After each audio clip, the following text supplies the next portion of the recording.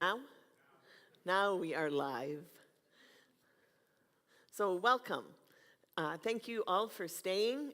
Pastor Carla has come to us from Regina, where she serves a parish. She will tell you probably much more about that and many other things about herself. The task force asked her to come because we know her a little bit. She's been here to present on Canadian Lutheran World Relief. She and I, we were trying to guess this morning when we actually met face to face the first time. And we think it was at a Festival of Homiletics in Nashville. I was still part of the Eastern Synod, and she was, I don't know where you were at that time. But we wanted to get the ELCIC people together to have supper. So I said, I'll contact the Eastern folks, because I knew who they were, and she got the Western folks, and we all went out for supper together. So that was kind of fun. And then after that, we just stayed in touch and hit it off. She says when she's at my house, she feels like she's at her house because we have the same decorating tastes, even as far as the wreath on my door today. Pardon? My husband sent a picture of it. Oh, he sent a picture of theirs. Yeah. So, but I trust Carla. She has been studying the Bible and homosexuality for a long time, since her seminary days, and she's been ordained a lot longer than I have. She listened much earlier in life than I did. And she has done lots of work. I will let her tell you all the different things that she has done in her learning and in presenting. She even goes into the school system and other places to present. So I hope we will all learn today. There will be time for questions at the end. I again ask that you can ask anything you want, but it needs to be in a respectful tone. Thank you. Thank you. Welcome, Carla. Thank you. Thank you. Oh, is this on? Woohoo. Okay, hi. It's so awesome to be with you, and it was nice. So Heidi and I often say we're sisters from other mothers. Honestly, when I'm in her house, I'm like, I have that, and we've never shopped together, but our houses are the same color, the same everything, and it just makes me laugh. And of course we have the same hair, so we have to, Do I have a who? No, I have a Gus. So yeah, just a little about me. I have been ordained 28 years this month. I went to the same seminary Heidi went to in Waterloo Lutheran. I'm married to Brent. We've been married for, 28 years. No, as long as I've been a pastor. No, that's before. 33 years we've been married because we got married when I started seminary. Don't let them see that. Our anniversary's this summer, and it will be 33 years that we've been married. We have 4 children. I will tell you about them. They're all off in the world now and having a wonderful time. I'll tell you a bit about that. So it was when I was at seminary that I actually stumbled into this because a friend of mine was doing her PhD in social work, and I heard that if I could help as a seminarian student, that there was a pastor or a family whose son had died, and the son had a partner. And the family said, yeah, nope, not happening. And so they took the son who died and did the service, even though this man had a partner for more than 20 years. He was not allowed at the funeral. He was not allowed to make decisions about his partner's death wishes. And so the community was like, wow, can't believe this happened. Can you help? And I'm like, I can't believe I'm just hearing that either, that in death, can you imagine not being allowed to be with your partner? To not make decisions, to not go to a funeral? Can you imagine that? And so what we ended up doing is taking the community and the partner, and we went to the library, and we held a celebration of life.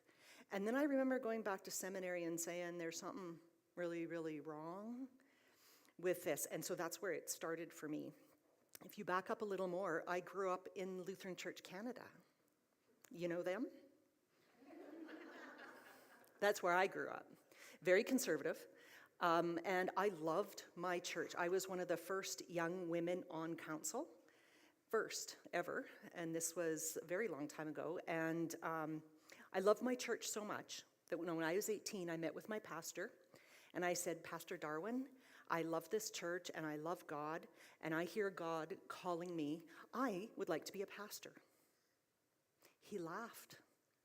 He laughed. He goes, oh, good grief, girl. We don't ordain women. We don't let women be pastors. What are you thinking? And I remember thinking, I was so hurt. So I left the church. I left. If that was not a church that I could be listening to the call that God gave me, then I left. And my parents were very distraught that I would no longer come to church with them. And I remember when I left my pastor's office that day, I said, so there's nothing I can do in a church. And he said, well, you can teach Sunday school. And I said, been there, done that, got that t-shirt. And he said, no, Carla. And then when I was on the way out the door, so deeply wounded by being rejected, when I heard God call me, and I heard about God's love, and yet that wasn't going to happen, he said, well, you could be a missionary. And I said, so I'm good enough for the people over there, I'm not good enough for the people here. And he said, yep. And I remember thinking, wow. So I went off to the University of Saskatchewan doing I'm not sure what I'm going to do now. Can't be a pastor, what am I going to do? So I was at first-year university, and I saw CETA, the Canadian International Development Agency, was calling for people to go to Indonesia and build water wells. And I thought, missionary? Maybe, if this is what God's saying to me, like there's a barrier here, but maybe this way. So I thought, okay, so I applied. I got accepted. There was 8 Canadians from all across Canada. We made a beautiful little group, and off we went to Indonesia, to the island of Sumatra, deep in the jungle. And we built water wells. And before I left, the good church people said, watch out for those Muslims. You better be really careful, because they're up to no good. And I thought, wow, this church doesn't like women or Muslims. And I'm thinking, whoa, okay. Anyway, I absolutely adored the family I lived with in this little village. Absolutely adored them. And when I listened, not to argue with them about who was right or who was wrong, but when I listened, I came to a deep understanding that their God was our God, and we shared a lot in common. So when I came back to Regina after a year, I went to Luther College in Regina, part of the university, and I said to Roland Miller, who was the dean there, I said, you have to explain church to me. You have to explain God to me, because what I'm hearing from a bunch of people, it's like, no, no, no, no. And I don't understand. And he said, well, you need to do a degree in religious studies. And because Roland Miller himself had been a missionary in India, he said, yeah, and maybe study Islam. So I did. My first degree is in religious studies, and I have a major in Islam. And in my 3rd year, Dean Miller called me into his office, and he said, your grandfather is from Denmark. You are Lutheran. And I said, yeah, but I left the church, remember? I left. And he said, no, I'm sending you to Denmark on a full scholarship. I want you to study in Denmark. It is a Lutheran state. I want you to get reacquainted with what Lutheranism is about. And I'm like, I will go, thank you, to Denmark on a scholarship, because I do have cousins there, and all my cousins are still in Svendborg. I go back every other year to visit them. And so, but I said, I'm not going back to the church. Not going, but nice try. So I went to Denmark. I was in Copenhagen, and I lived with a family because I wanted to learn Danish so I could speak to my grandfather in Danish. And he laughed at me the first time I spoke to him because he was from Svendborg, which they speak low Danish. I was in Copenhagen, and I had learned high Danish. So he taught me a little bit about Denmark. But while I was there, I was living with a beautiful older couple. And I said, I think I would like to go to church. And they said, oh, okay. And so one Thursday afternoon, they said, we're going for a car ride, come on. So we get in the car, we drive over a little village hamlet, and we go into a 14th century Lutheran church. 14th century. We had to pay to get in because during the week it's a museum. It's a museum. And so they showed me around, and I'm like, okay, this is really cool, but could I come here on Sunday? Could I try church again? And they said, oh, why?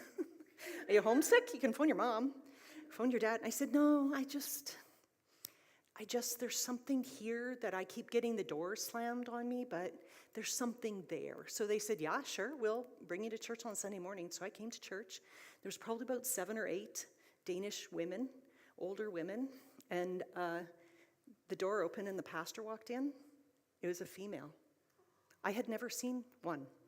I had never, ever seen one. And I sat there in that pew that day like, this is a Lutheran church. This is Lutheran. I had no idea. So after the service, I said to her, you are a pastor and you're a female, and what? And she said, oh, Carla, there's a Lutheran church in Canada that is now ordaining women. This was 40 years ago. And I'm like, there's a Lutheran church in Canada that's ordaining women? And I'm like, for me, it was like, whew.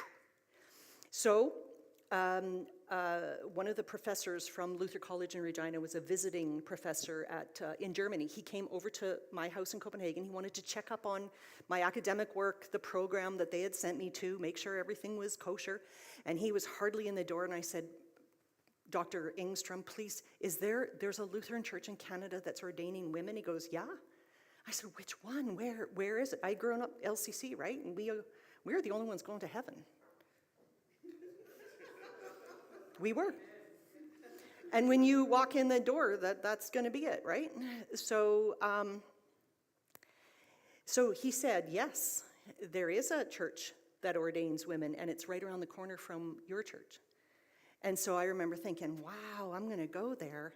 So I was still in Denmark, and I phoned my mom and dad, and I said, my mom and dad actually had some news for me. They said, we've left that church. We had a falling out with their theology. And we told them not to transfer, I have 3 brothers, not to transfer the kids. But I'm sorry, you've been transferred to the ELCIC church. And I'm like, I get this, okay. And I said, well, actually, I was phoning you to tell you that I was transferring myself to that church because I found out they ordain women. So the following May, when I came back to Canada, I went to the pastors in that church and I said, I would like to be a pastor. And they said, you go, girl, we'll pay for you. So I went to seminary, and that was in 1990. My husband and I got married. We left for Ontario. He's a teacher, and I started seminary. So, Tammy, you can go past the next 2. I believe this. The world is a dangerous place to live, not because of people who are evil, but because people who don't do anything about it. And I've deeply studied now, and the next one. So I was one of the first young female at seminary. And I remember calling Bishop Cindy of Saskatchewan, who is the assistant to the bishop, and saying to her, they have no maternity clothes, they have no, and would I ever get a call if I come back to Saskatchewan, if I'm 29 when I'm done school, and come back to Saskatchewan, would I ever get a call if congregations knew that I might be off on maternity leave? And she said no. And I thought, no, I won't get a call. No, if they can have a man, why would they have you if you're going to leave on maternity leave? And I was like, okay, there's another barrier. And so then I said to my husband, we sat down and talked a lot about that. And I said, so why don't we start our family while I'm in graduate school?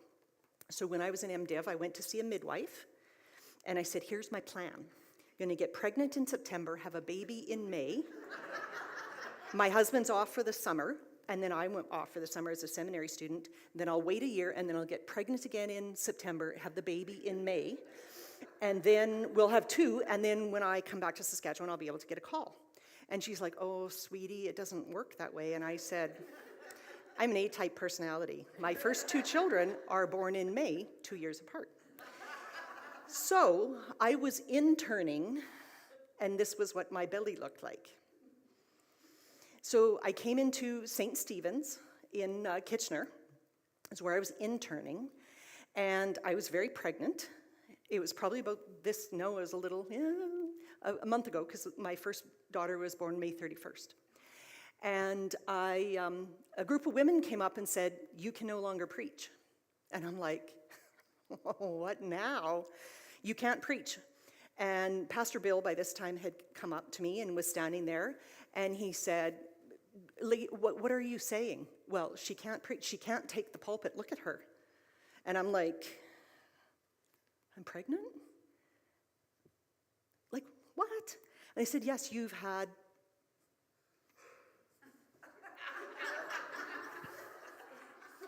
And I'm like, yeah, I'm not the Virgin Mary. So hold it, what are you saying? I can't take the pulpit because there's evidence that my husband and I had relations. And they said yes. And I'm like, oh good Lord. And Pastor Bill, in his wisdom, he already had 4 children. He was probably 15 or 20 years older than me. He had 4 children. He turned to the women and he said, my wife Rochelle and I have sex on Sunday morning right before I come to church.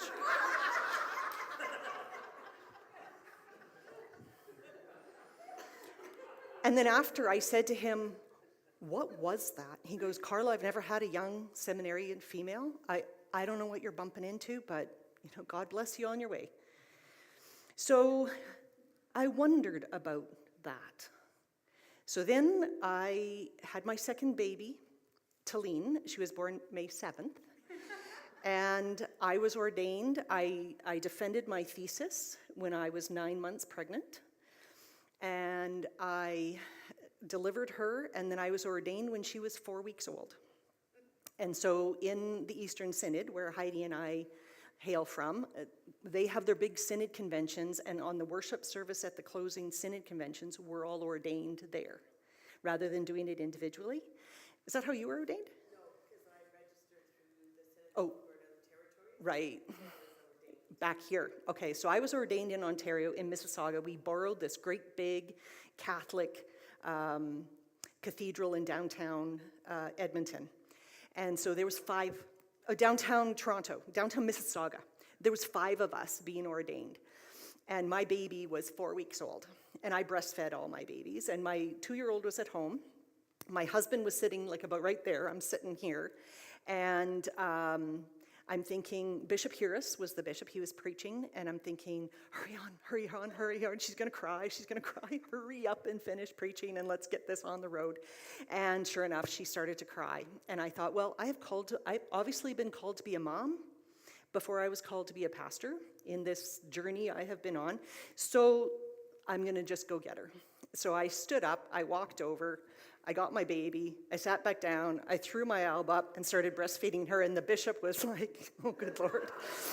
And the host priest was sitting in the bishop's chair up here.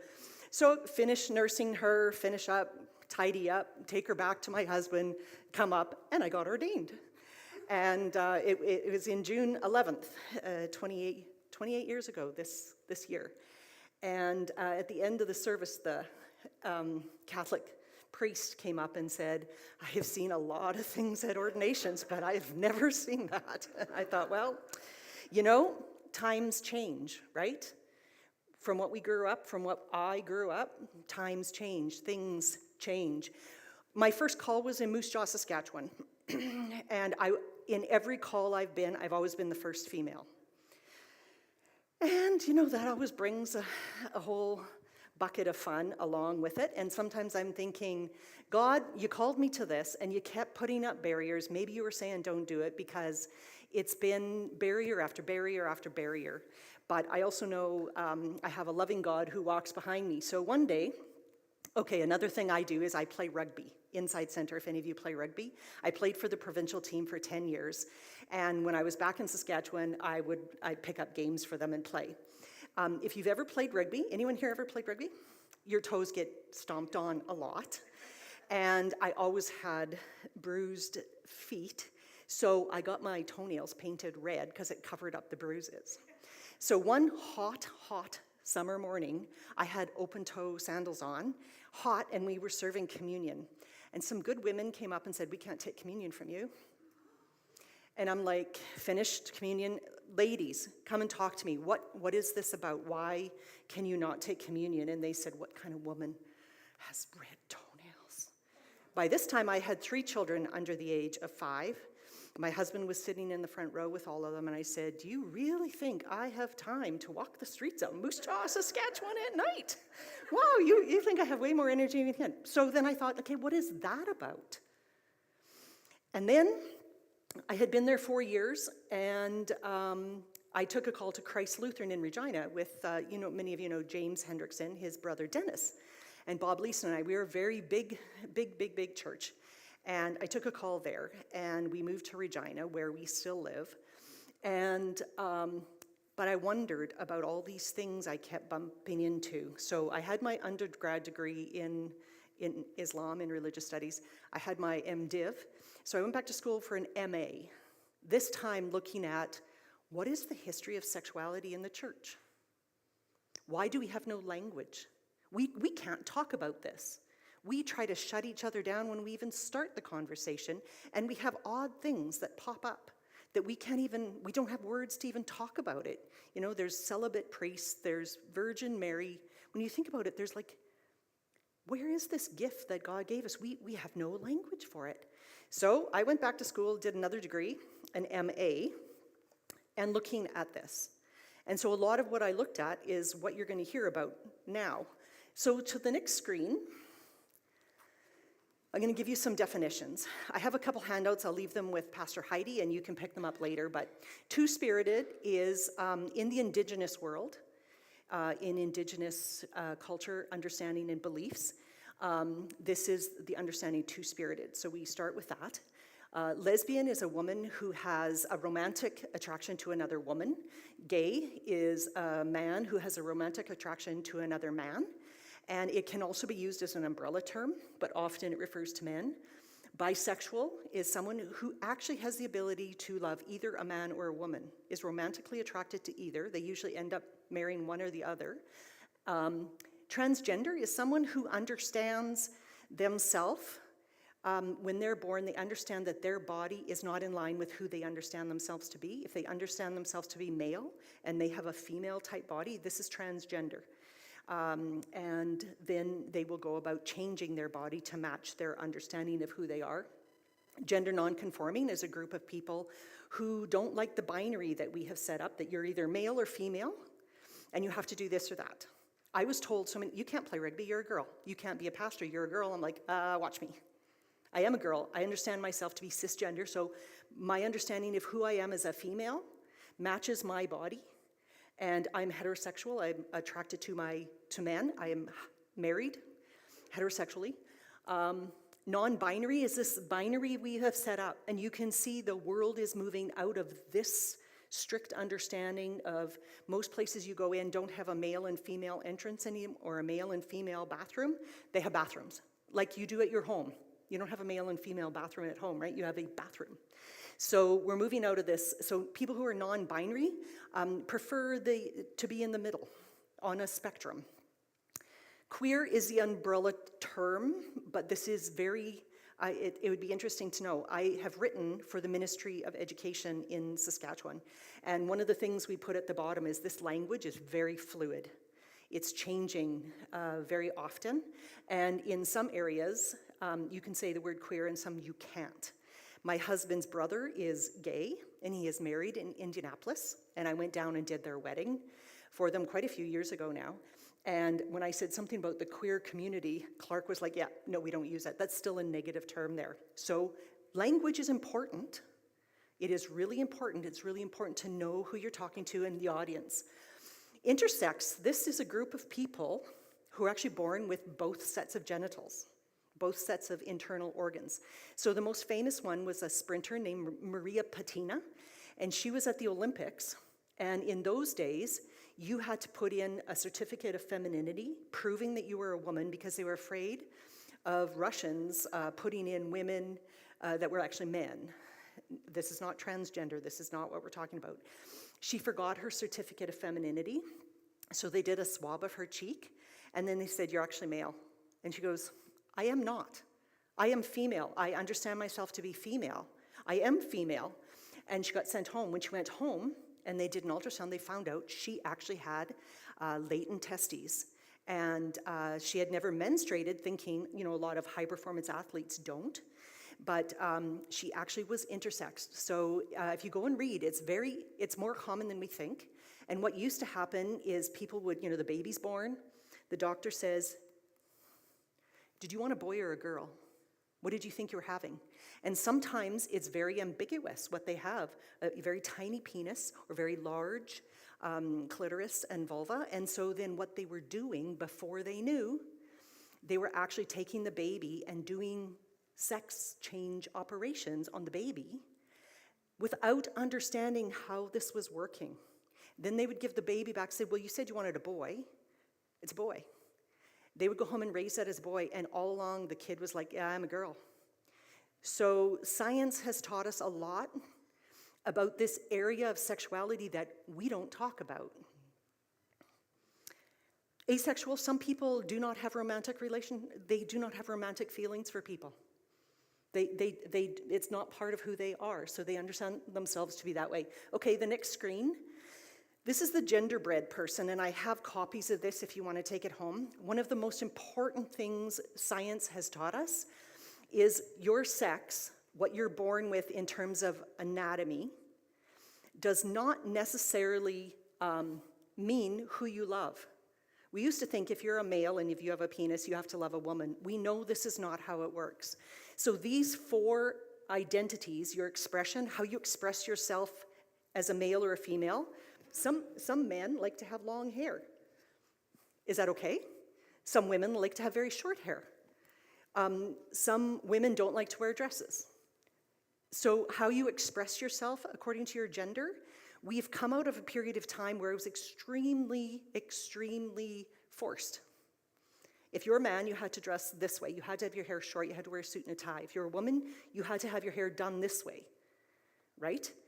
So your expression is one thing. Your attraction, who you love, is not connected to what genitals you have.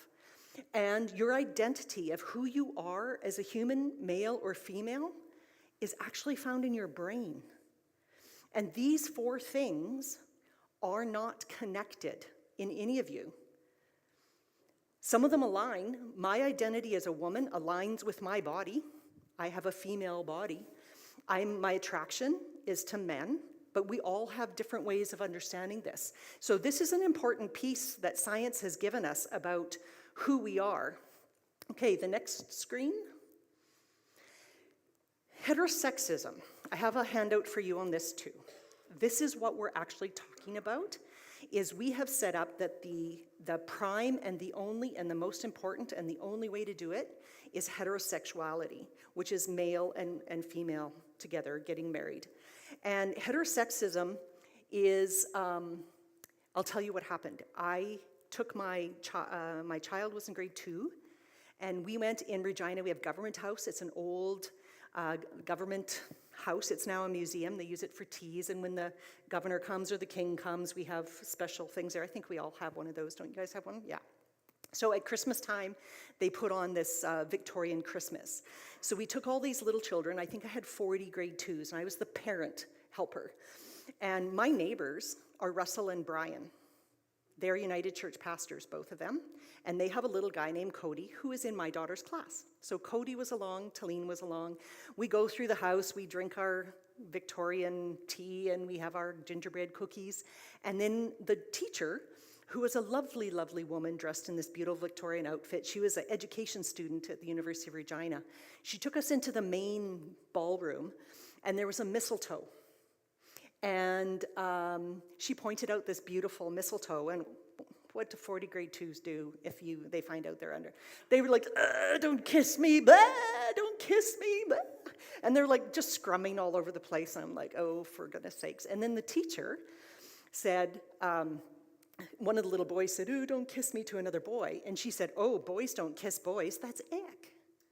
Cody, my neighbor's kid, he looked up, and he got great big eyes, and he looked at me. "Did you hear what she just said about, like, my dads?"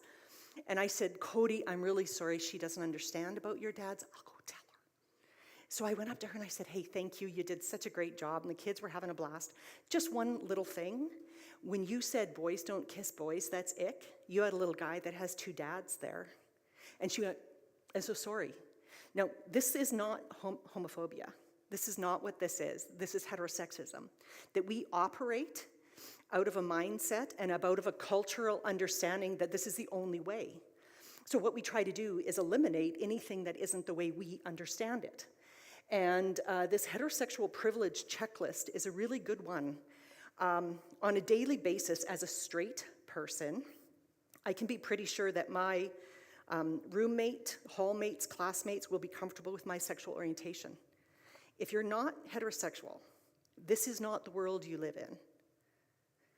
So what we do, us who are heterosexual, being aware that we operate out of this, I can be pretty sure if I pick up a magazine, watch TV, or play music, I'm certain my sexual orientation will be represented. When I talk about heterosexuality, it will not be accused of pushing my sexual orientation onto others. I do not have to fear that my family or friends will find out about my sexual orientation, that there will be economic, emotional, physical, or psychological consequences. I am not accused of being abusive, warped, psychologically confused because of my sexual orientation.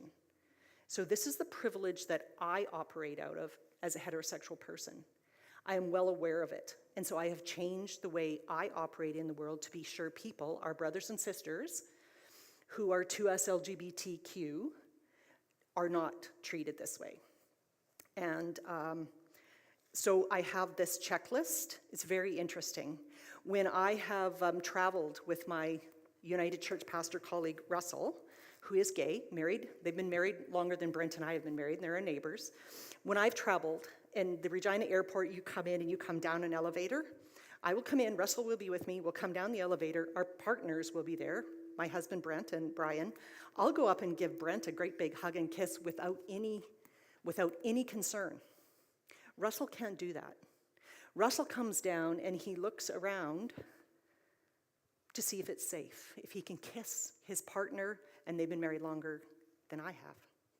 So we live in a very protective, if you understand yourself, some of you might not be, if you understand yourself to be heterosexual, we live in a very protected world.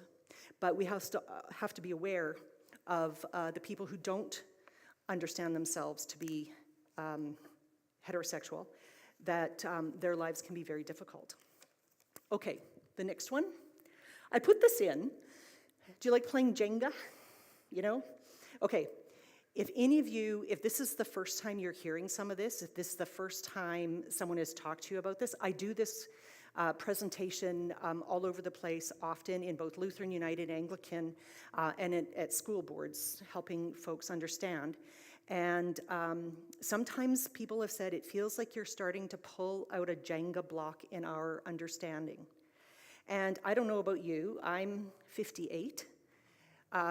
There's lots of times Jenga blocks have been pulled out of my world understanding. I've traveled the world. I was in Uganda, I was in Sudan, I have been in Palestine, in the Middle East, where the world doesn't look the way I understand it to be.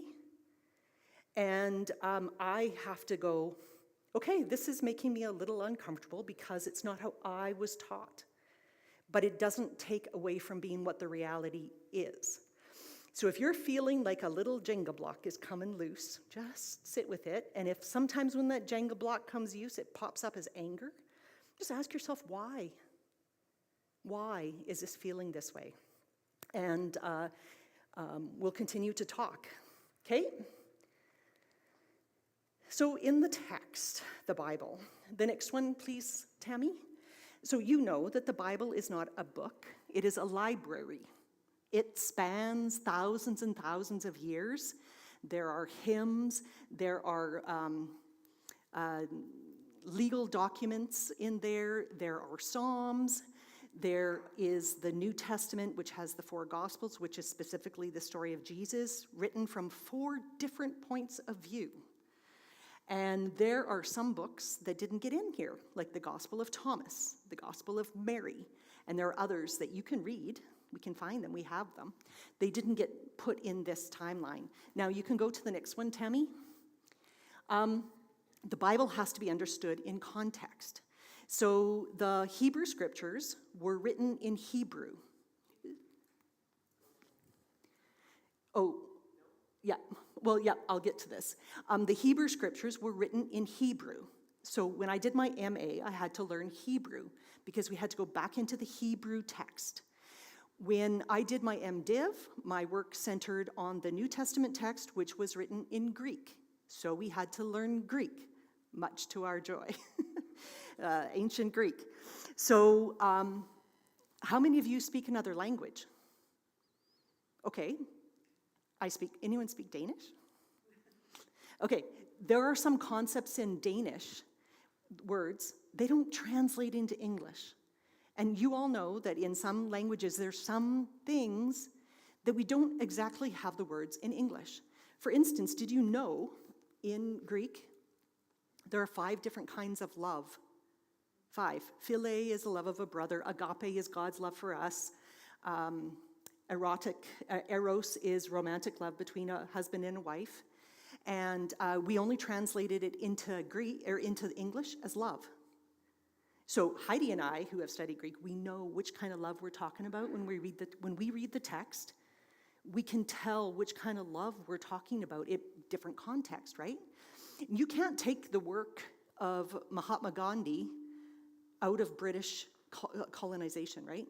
You can't take the work of Martin Luther King Jr. out of racialized U.S. So we have to understand the context in which these books were written. Now, I've been on plenty of same-sex task force. Every time the bishop, could you go on the same-sex task force to talk about this? And sometimes we can get into this hamster wheel of, well, this is how I interpret the text, this is how I interpret the text, this is how I interpret, and we can go back and forth for hours. Yes, we have different interpretations of the text. And when I have worshiped all around the world, there are different ways different people are interpreting the text. But, so I didn't want to get on that hamster wheel of who says what. So the next one, so I'm asking you, when you come to the Bible, when you do your Bible study, when you open your Hebrew text or your New Testament text, what lens do you bring? What lens are you putting on? Because you have a lens when you read the Bible. You do. And you have to be able to understand what it is. I come as a heterosexual, cisgender, North American, very well-educated white person. Woman. So in the history of the text, it used to be that the people who could go into the library and read were only men, right? Women were not allowed educational degrees. Women were at home. And we're going to talk a little bit about that because it ties into the history of marriage. So women were not allowed, so as men going into the library, men would bring out text, and men would say, here's what it is. And it wasn't that they were forgetting some, it's that they just weren't aware. So as soon as women were allowed to learn Hebrew and Greek, and we were allowed in the library, and we said, wow, there's all these other stories, which is why we have a new lectionary that includes women's stories. The one you use on Sunday is a new lectionary from what was before. Used to be only the male stories. No women. No women at the well, none of those stories. Now we have a new lectionary that includes the women because we learned, we moved forward as a church. Now we have people, I love when I worshiped in Uganda or in some of these other places where black people are going into the library and they're coming out with other texts and other ways of, and it's just so wonderful. But what lens do you use? You have to ask yourself this. What lens do you use? All right? So sometimes people like to argue with me that we have to take the Bible literally. And I'm like, okay, let's do that. Let's take everyone literally. Let's do this. Exodus 21:7, selling daughters into slavery is sanctioned. I have 3 daughters. It says in the Bible that we can sell our daughters into slavery. Deuteronomy 22, it's discovered that a bride is not a virgin. The Bible demands that she be executed by stoning immediately. I have 6 weddings coming up. Most of them live together. So should we stone them? Leviticus 11, touching the skin of a dead pig makes you unclean. I could have had, what about the Argos? The footballs are still made out of pigskin. Mark 12, 18 to 27, if a man dies childless, His widow is ordered by biblical law to have intercourse with each of his brothers, in turn, until she bears the deceased husband a male heir. Shall we start employing everything in the Bible? Or who gets to choose which one of these we're going to do and which ones we aren't? Who decides? Men don't get to decide what's misogynistic. Straight people don't get to decide what's homophobic. White people don't get to decide what's racist. Christians don't get to decide what's anti-Semitic or Islamophobic. Abled and neurotypical people don't get to decide what's ableist. Cis people don't get to decide what's transphobic. Rich people don't get to decide what's classist. Bottom line is, people in positions of privilege don't get to define oppression. If we allow them to do so, minorities and disadvantaged populations lose their voice, and their interests get pushed aside as unsubstantiated demands. Activism loses momentum, and our society becomes increasingly regressive. When an oppressed group speaks, we need to listen. That's how we create a progressive society, a community that recognizes the need for and actively supports positive change. I am so glad the ELCIC listened that women could be ordained. And I'm sure you are too, because you got a good one. Got you one of the best. Okay. In the Bible, in the whole library, there are 6 texts that have the word same sex. 6. That's all. And the word same sex is not homosexuality. That word was invented quite late. So you can never find that in the Bible. Now, there are some versions of the Bible that have written by people who want to translate the word same sex, and I'm going to talk a little bit more about the actual word, into homosexuality. It is an incorrect translation. So 6 texts. There are plenty of texts in the Bible about love. There are plenty of texts in the Bible about judgment, but there are 6 about same sex. And like I said, the word homosexuality didn't exist in humans the way it did for 2 consensual people who love each other. And so it can't be in the text. Just like if I read you a passage that said Jesus walked up to the ATM and took out $10 and bought some yogurt, it's probably not a good translation, right? Okay, next one. This movie's coming out. Heidi said it's playing here. Woohoo! So it's been in your constant contact, the weekly emails we send out. It is premiering in Canada, here in Edmonton. Woohoo! I'm so jealous. On Saturday, May 13th at Garneau. But what time? 4:30. There's a link in that email to get tickets. I know Randy signed up. I don't know who else. Ellie. I have no clue if it's sold out yet or not. I dearly want to go, but I'll be in BC on vacation, and we've already moved vacation times once. So I strongly encourage you to go. Hey, that's all I Hey, need to this say. Dr. Reverend Sheldon Fearon was a United Church pastor in Ontario when he was 21 years old, studying Greek, because he was in the seminary studying Greek, and he read and studied Greek. He was a real Greek scholar. He realized the Revised Standard Version mistranslated the word for same sex. So he wrote to them, and he said, "Dear sirs," it was all sirs, "Dear sirs, you've made a mistake." And they said, "That could be, but we want to." Just like Jesus going up to an ATM. I want to, that's what I want you to understand. Jesus went to an ATM. They changed it. So this man, it's this book, Kathy Baldock, who wrote this. She was working with a group of people, and she actually went to Yale, to the archives, and they found the letter. They found the letter that this man wrote when he was 21. He understood himself to be gay. He never came out. He never came out. And this woman went and found him in Ontario, and they took him down, and they said, "We found your letter. You were right. You were right." And you know, when he was at the party, he came out publicly for the first time. He was 80 years old. And unfortunately, last month he died. So let's go and look at, I'm not going to go through all of them. There's 6 texts, but let's look at one. I just put this up here because he just died. And I just wanted to honor this gay man who, like me, came up to a barrier, and that barrier never lifted for him. So Reverend Dave Sheldon, we thank you for your tireless insistence that there was an error in translation. And now let's look at it. In this text, do you know that the unrighteous will not inherit the kingdom of God?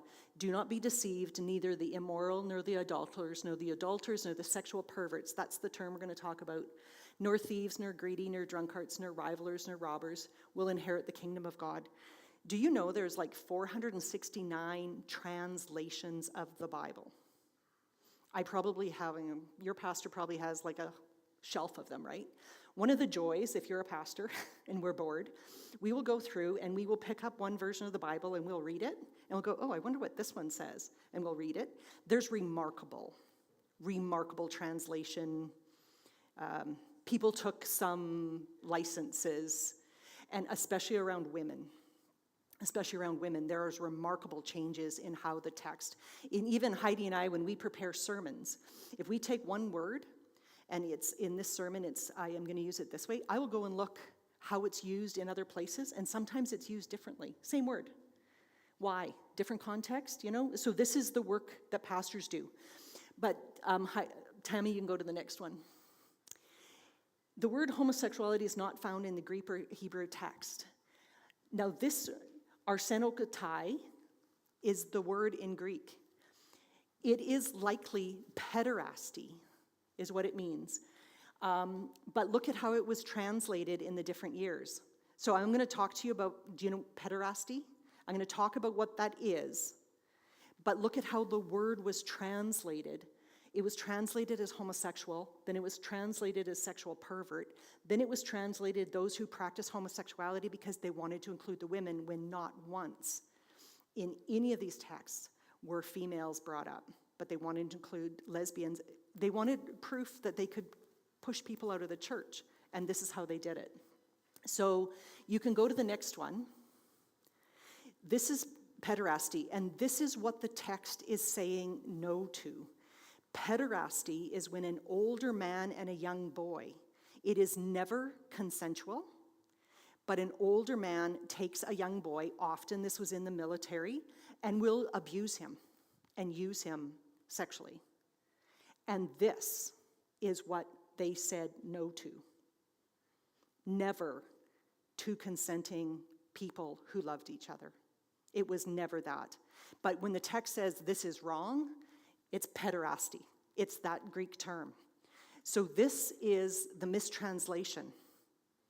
And that opened the floodgates for churches, good Christian people, to eliminate from their view anyone who said they were not heterosexual. Now, the interesting thing when you study phobias, if you are afraid of spiders to the point where it was causing you some difficulty getting from your house to your car or from your car somewhere, what would you do? How would you deal with this? Stay in the car. And, sorry? Can of Raid. What else would you do? At some point, would you go see a psychologist and say, I have a real problem? I am so fearful of spiders, I can't go out. Who owns the phobia? Where is it? Okay, so we could try to stamp them all out, right? But you're going to be spending so much energy doing that. So for people who are afraid of someone who isn't like them, do we really want to stamp them out? Especially if they're created by God as children of God, which I'm sure your pastor tells you every Sunday that we are all created in God's image, all. And I don't know about you, but I'm not the one playing judge there. Okay, next. Oh, yeah, we can go on. This is the same. So then sometimes people say, well, it says Adam and Eve. Okay, let's talk about the word Adama. Is the Hebrew word Adama. Hebrew word for a red earth person. There is no gender in this term. We said, let's make this male. Eve, also non-gendered, as a helper. But what if we had done it the other way? What if they had done it the other way? Think about that. Okay, let's talk about marriage a little bit. You know, if we want to go back to the Bible and do marriage the way the Bible does, it's polygamy. One man, many wives. And that was the way they traveled, right? It would be several male leaders, quite a few women and children, and they would travel that way for safety, they were a hunter-gatherer people, right? It wasn't until much later that marriage became, marriage was an economic agreement. If I owned a farm and you owned a farm and I had a daughter and you had a son and we wanted our farms to be together and get bigger, we would arrange the marriage, right? Marriage for women only got better for women when we won the right to vote, 1920. That women were actually allowed to divorce. Otherwise, women couldn't. Women were allowed to say no to marital relations, and it would be considered rape if it was forced. So women won a bunch of rights, and marriage became something, but marriage that became out of love is very new. So anytime I've traveled places, there are a lot of people, polygamy still exists, and sometimes when I talk to the women about that, with non-judgment. Everywhere I go in the world, I go without judgment because the way I was raised here in my little corner of the world by the parents who I was raised with is only one way, and there's so much we don't understand. So I go with non-judgment, and some of the women said, actually, we quite like it because I have my children, I stay with my mom and dad, my husband sends me money, and I only have to see him once every year. Okay, non-judgment.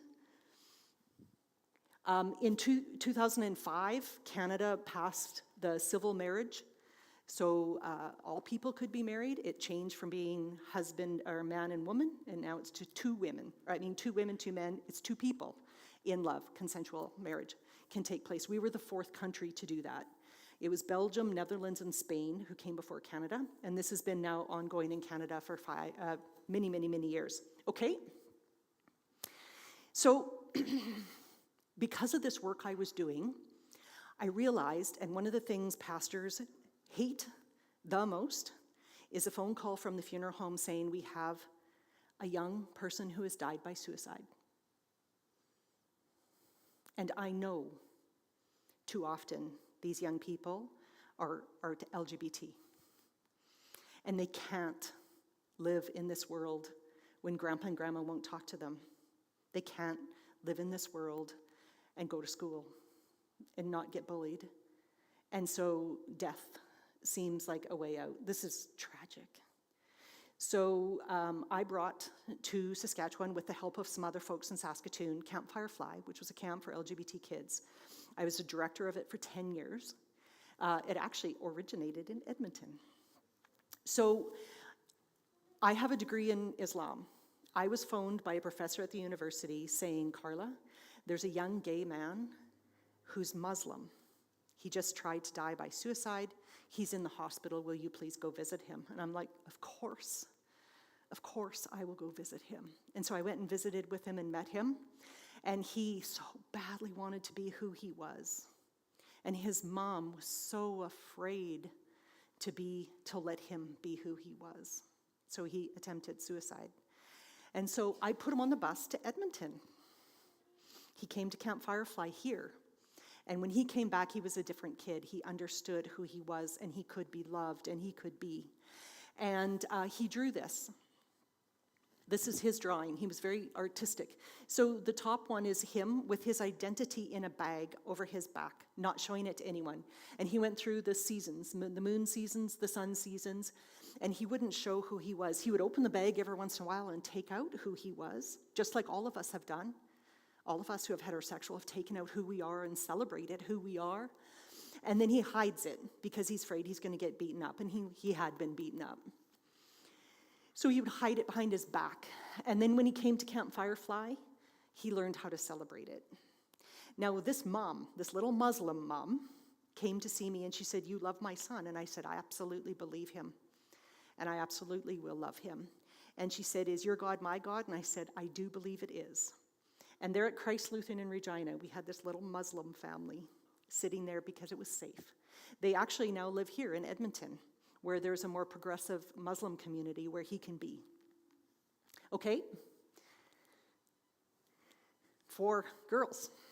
I told you I had 3 daughters. I have 4 daughters. And one of them, the tallest one there, actually is from Edmonton. And they are a very, very skilled player of the viola. Was playing in the National Youth Orchestra, and a carded national athlete. And their parents said, "You can't be who you are and be at home." And so this kid left home and was living in Winnipeg when they were 16, working at the running room and McDonald's.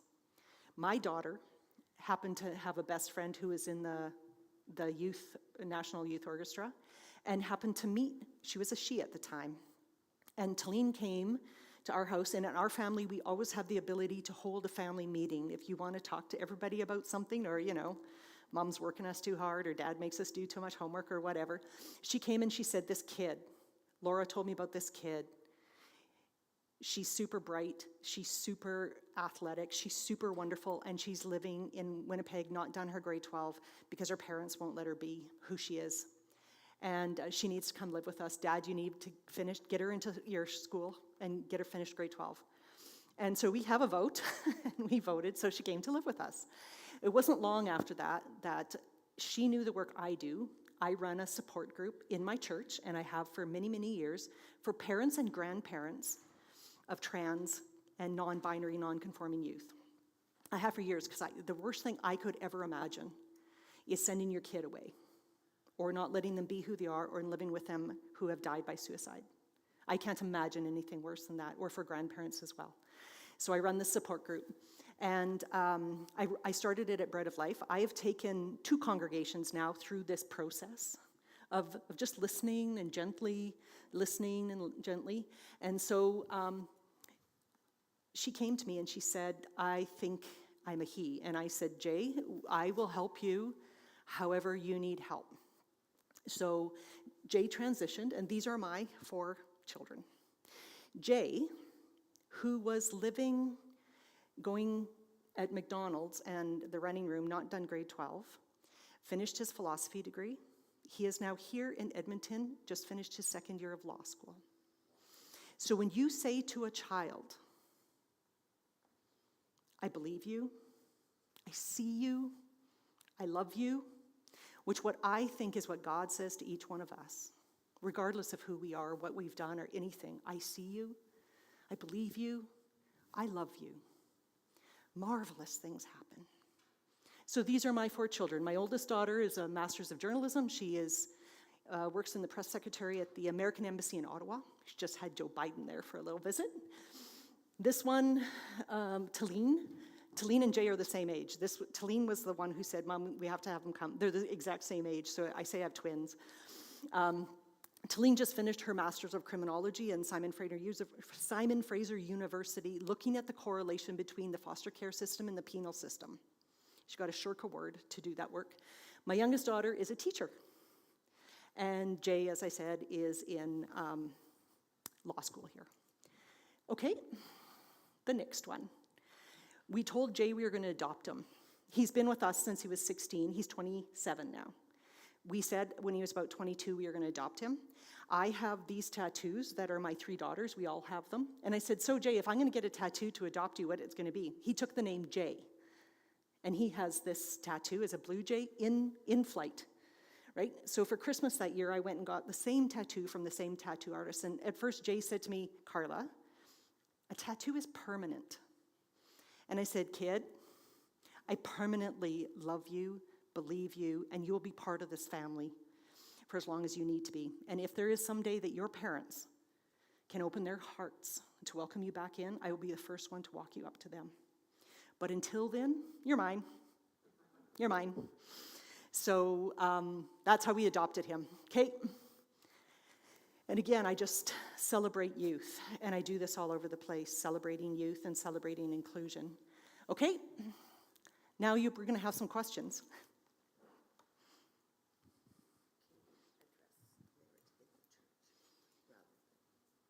Oh, like weddings? Yes. Oh, so marriage in the church. For a whole bunch of queer people, the church has been a place of great oppression, and I think kind of like my feeling, what do you mean I can't be a pastor? And I left the church. And I was very hesitant to come back in. I'm glad I did, but I was very hesitant. For a lot of queer people, coming into the church brings a great deal of fear. So, we have these welcome statements. Well, yeah, you're welcome, unless you're heterosexual. And they can hear that, right?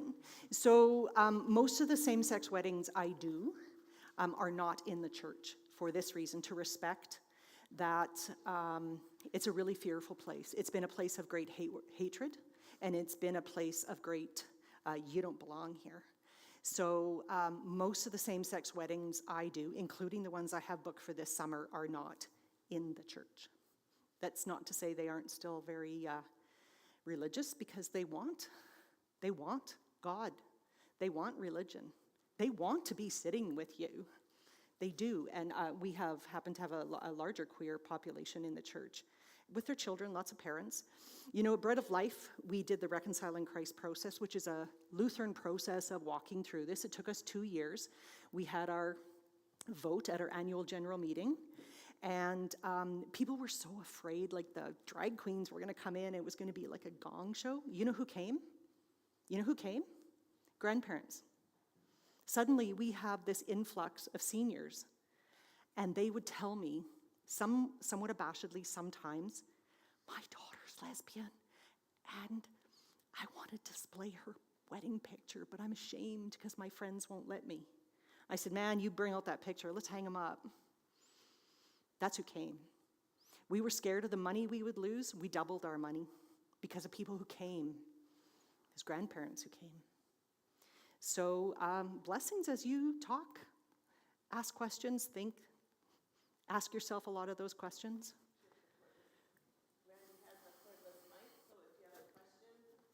I'll try to answer it. If I can't answer it, I will get the answer for you and give it to Heidi. And I think you have this book. I think Heidi has this book. It's just a really good, I actually wrote to her and I said, I did a lot more research in my MA. And interestingly, where's the history of sexuality? I could not find it in the Catholic Church, the Anglican Church, the Church of England. I could not find any history of human sexuality. Do you know where I found it?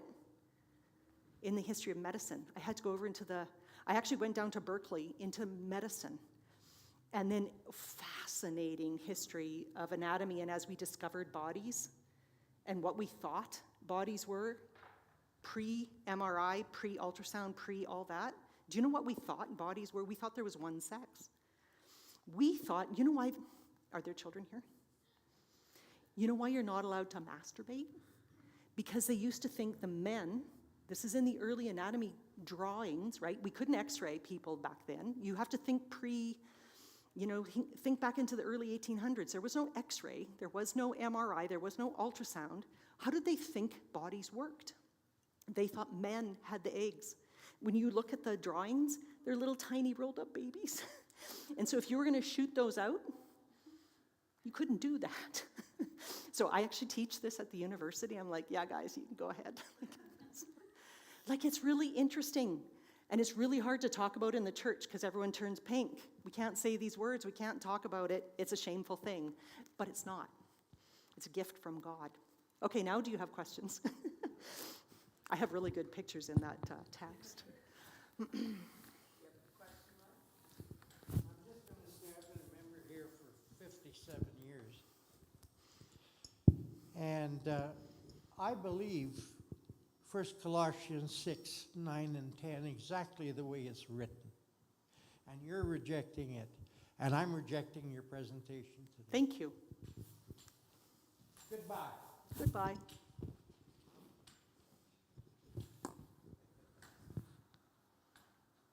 Any other questions? That's fine. It's fine. It's hard when you first hear this, so. Go to Diane. So, when you just, like the LGBTQ is a whole list of different ways of identifying. Right. Why is it not better to just go with one, like just love instead of? I would love that. I think the problem is most of us who are heterosexual, we're still privileged in our dominance, and we think our way is the right way, and we've set up everything to make it look that way, right? So I bet in my church, if you go and look at the pre-marriage stuff, it's spouse and spouse, because what if you have two dads? What if you have two moms, right? We set things up, and so when you come into a church, you can see it's all set up heterosexually. So the reason we have to make a little bit of, we got to understand that there's others, is because everything is set up for our comfort right now. We want us to be comfortable, and we are very comfortable. LGBT people aren't comfortable in a church right now. So we have to change, and we have to understand. But I hope, sweet Jesus, I hope someday I don't have to speak like this to groups, that we are aware and that people can be who they are.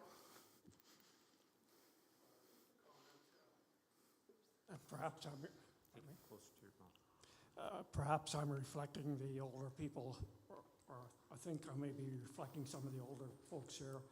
What I find a little objectionable about the gay community is they flaunt their pride, and that to me isn't very. Yeah, I hear you. I don't like. Yeah, well, I know we have a heterosexual pride every day. Because I have a heterosexual pride every day. I can show my wedding pictures. I can walk around with my husband. Yeah, we don't go down the street with a parade and saying, Have you ever walked in public holding your wife's hand? I'm sorry? Have you ever walked in public holding your wife's hand? That's a heterosexual parade. No, I hear you, but the reason they're doing it is because they're trying so hard to be heard and to be seen. And I have said, I phoned my own leader post because all they put is the drag queens. Drag queen is an art form. This is not transgender. Drag queen are art forms, and they are men, but women as well, who dress up and sing, and it's super fun and it's super lovely. It is not what trans people are, but I said to the leader post, every year you put the picture of the drag queens, and that's what people think this is about. Go to the back when you see the churches. All your churches are in the Pride Parade, and you see the churches there. Go to the back when you see the schools there. Go to the back when you see the grandparents there. That's Pride too. And in nursing homes, gay men and gay women, they exist in nursing homes. We're working really hard to be sure they're safe as well. But I hear you.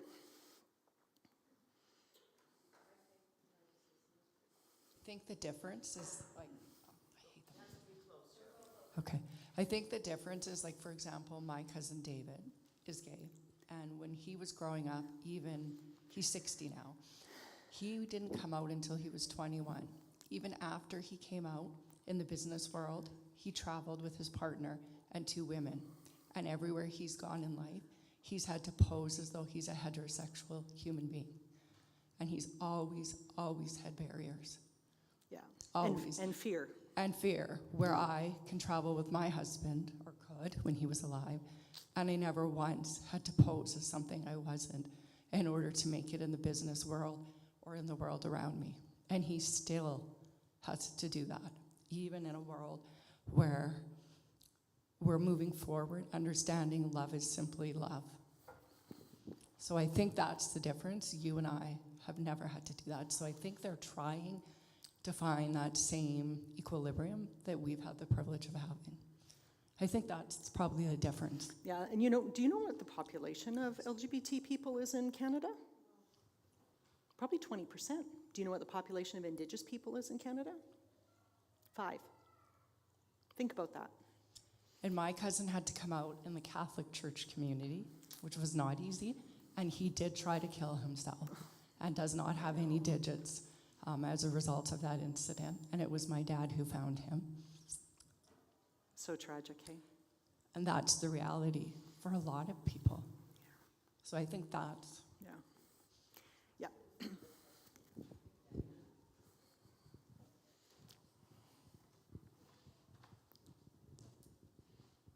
I've really enjoyed your speaking, but I'm feeling a bit misled here now, because all my life I've been believing the Bible as it's written in my little world.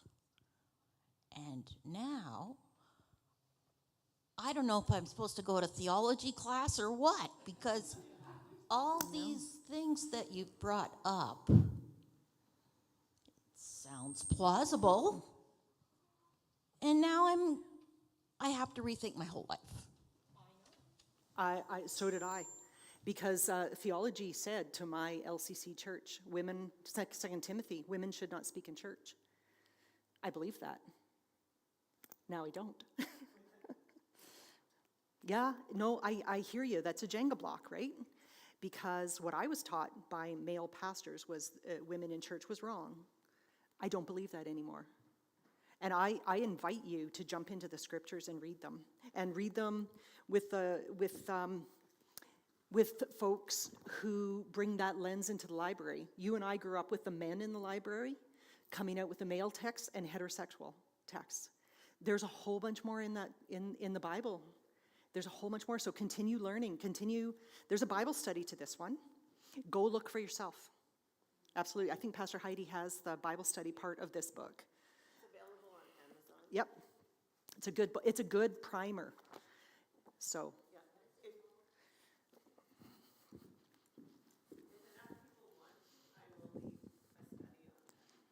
Thanks for coming. I know you have to, if people have to leave. Can I just offer a word of prayer before we finish? And if other people want to stay and talk more, I'm happy. I can chat about this for hours. So fascinating. And for all of you who just listened and went, oh, I don't know. It's okay. It's okay. So let's pray. Good and gracious God, you've taught us we're all created in your image. In your image. Let us also walk in this world. Let us be in this world. Let us have open hearts to all people, even when we've been taught to be afraid of people who don't look like us and sound like us and dress like us and talk like us. Let us be love. Let us open our hearts to all. Let us ponder. Let us be confused. Let us be perplexed. But let us be your children in this world. I pray for each person here, for their openness, for their love. In Jesus' name we pray. Amen. Thank you.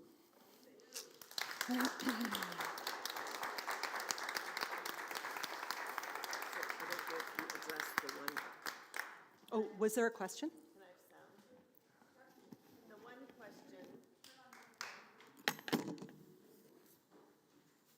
The one question that I've heard that is going around here, we're fine with whoever wants to come to church and have communion and so on, but we don't want them married in our church.